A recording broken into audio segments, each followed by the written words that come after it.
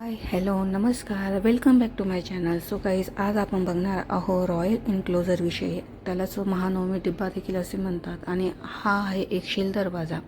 हा जो डोअर आहे हा पूर्णपणे स्टोनचा बनविला गेलेला आहे आणि याच्यावर वूड स्टाईलने डिझाईन केली गेलेली आहे. तर या दरवाजाच्या मागे इंटरलॉक सिस्टीम होती लॉक करण्यासाठीची. आणि हा दरवाजा ओपन करण्यासाठी आणि क्लोज करण्यासाठी स्ट्रॉंग लोक त्यावेळेस तिथं असायचे किंवा एलिफंटचा यूज केला जात असायचा हा डोअर ओपन करण्यासाठी. हा आहे पूर्ण रॉयल एन्क्लोजर. या ठिकाणी ॲडमिनिस्ट्रेशन ऑफिस, रॉयल फॅसिलिटीज या ठिकाणी असायचे. सर हा जो दिसतोय हा महाद्वार होता, जो तुम्हाला मगाशी मी जो डोअर दाखवला तो. त्याच्यानंतर त्या ठिकाणी लाकडी दरवाजा बसविण्यात आला आणि त्याच्यानंतर त्या ठिकाणी लोखंडी दरवाजा होता. पण आता हा दरवाजा त्यांनी आत्ता तुम्हाला स्टोन्सवर स्क्वेअर शेप्समध्ये जे काही होल दिसत आहे तर हे ना टेम्पलच्या मंदिरामध्ये जे पिलर्स असायचे तर मेजरमेंट पिलर तयार करण्यासाठी त्यावेळेस ही टेक्निक यूज केली जायची. हा जो दगड आहे हा 12 ते 15 फीट असा याची हाईट होती. आणि हे जे बारीक बारीक तुम्हाला जे होल्स दिसतात आहे तर ह्या होलमध्ये छोटे छोटे लाकडाच्या काठ्या टाकून प्रत्येक 1 तासामध्ये त्या काठींवर गरम पाणी टाकलं जायचं. आणि असं कंटिन्युअसली 8 तास केल्यानंतर तो दगड त्या ठिकाणाहून ब्रेक व्हायचा. तर त्यालाच eco friendly rock cutting style असं त्यावेळेस म्हणायचं. आणि त्यापासून ते प्रॉपर साईजने पिलर तयार करत असायचे. आता हा आहे महानवमी डिब्बा. याचा फक्त बेसमेंट या ठिकाणी शिल्लक राहिलेला आहे. 14व्या आणि 15व्या शतकामध्ये विजयनगरामध्ये दसरा साजरा केला जात असायचा. तर शहरामधले सर्वात मोठे असे उच्च कार्यालय म्हणा या ठिकाणी होते. त्यालाच महानवमी डिब्बा म्हणायचा. म्हणजे एक विशालकाय असा मंच होता. जेही त्यांचे काही ट्रॅडिशनल कल्चर वगैरे होते ते या ठिकाणी सगळं त्यांच्या ट्रॅडिशनल ॲक्टिव्हिटीज या ठिकाणी ते रिप्रेझेंट करत असायचे. सो हा जवळपास 11,000 वर्ग असं फीटच्या आधारावर 40 फीट असा उंच होता. आता सगळं या ठिकाणी डिस्ट्रॉय झालेलं आहे. तुम्हाला फक्त बेसमेंट दिसतोय. आणि हा जो पूर्ण परिसर आहे हा स्पेसिफिक त्या गोष्टींसाठी यूज केला गेलेला होता. आता तुम्हाला 2 फोटो दिसतील. तर त्या फोटोंमध्ये म्हणजे त्यावेळेस तो कसा होता हे तुमच्या लक्षात येईल.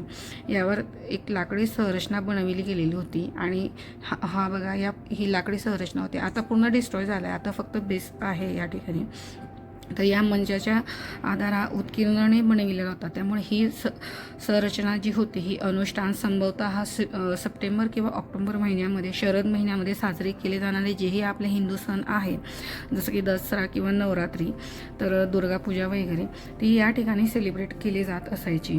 महानवमी डिब्बा म्हणजेच महान नवमी किंवा महानवमी याला शाब्दिक अर्थ म्हणजे महान 9 असे दिवस.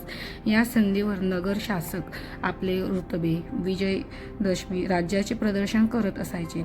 या पूजेमध्ये म्हशी, रेडे, बकरी किंवा इतर प्राण्यांची देखील बळी दिला जात असायचा.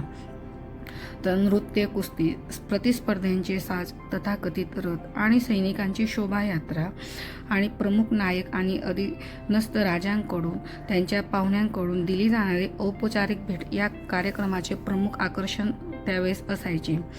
तर या उत्साहामध्ये सांकेतिक अर्थाने घेतलं तर या दिवशी राजा आपल्या आणि आपल्या नायकांच्या सेनेचे उघड मैदानामध्ये भव्य समारंभाचे निरीक्षण करत असायचे. आहे टॉप फ्लोअर. आणि हा जो काही भव्य उत्सव या ठिकाणी साजरा केला जात असायचा त्यावेळेस नायक राजांसाठी भरपूर अशा प्रमाणात भेटवस्तू देखील आणत असायचे आणि सोबत कर देखील राजाजवळ जमा करत असायचे. तर हा आहे टॉप फ्लोअर.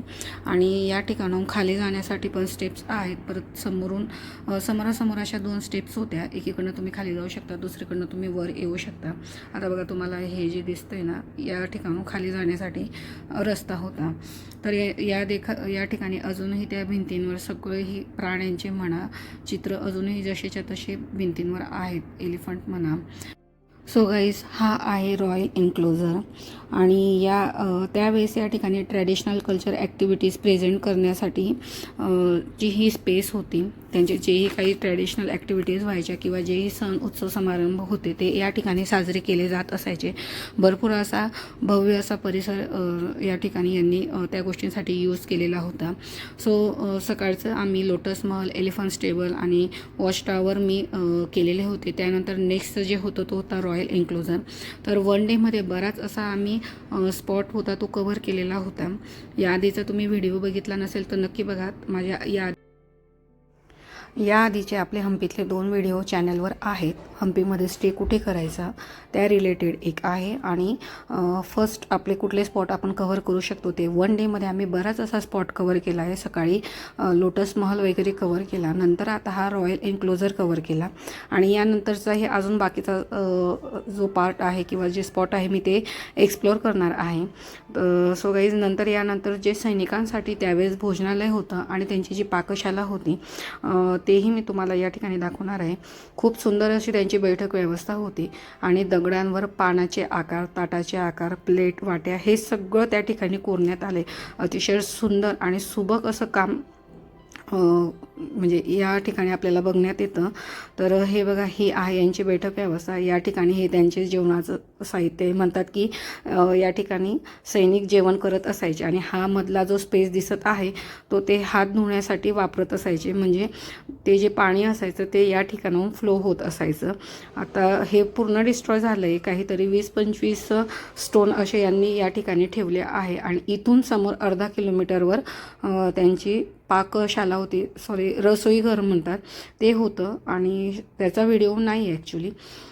सो गाईज आजचा एवढा मी आज तुमच्यासोबत एक्सप्लोअर केला आहे.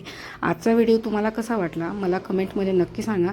कमेंट करायला मात्र खरंच कंजूसी करू नका. व्हिडिओला लाईक करा, शेअर करा आणि अजूनही चॅनलला सबस्क्राईब केलं नसेल तर नक्की सबस्क्राईब करा, पण कमेंट नक्की करा.